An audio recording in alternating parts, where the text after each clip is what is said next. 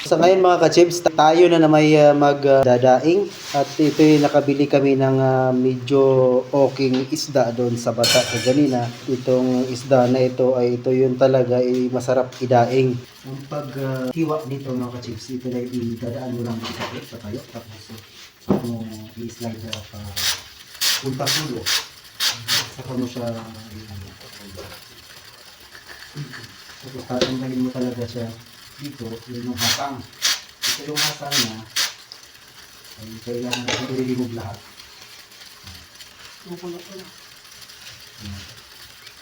So ito kahit mga ganyan mga maliliit na naiwan, yun yung mga dugo-dugo, hindi kailangan din natin tanggalin.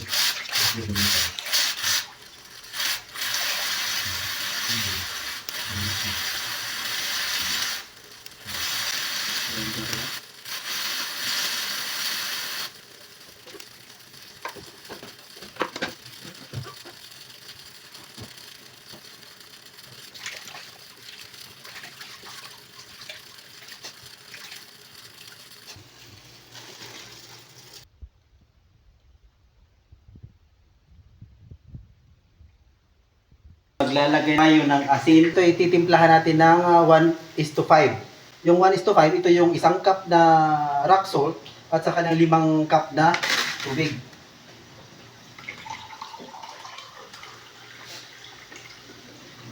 So, yun, 5 na. Tapos ito itutunawin natin. So, ito itunaw na lahat.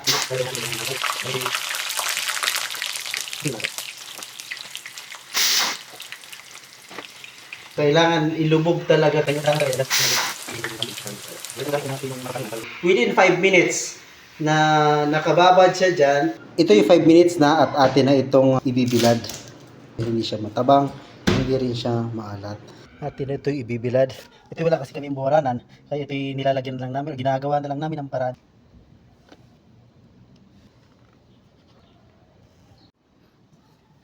Ito yung natapos na natin ilatag lahat, ay hintayin natin tuyo na naman ito. Dito kasi sa Saudi kasi napakainit, mabilis lang ito matuyo. Siguro mga 2 oras or 3 oras ay pwede na itong tanggalin. Ito na yung ating tuyo. Within 3 hours, ito na yung resulta ng ating tuyo.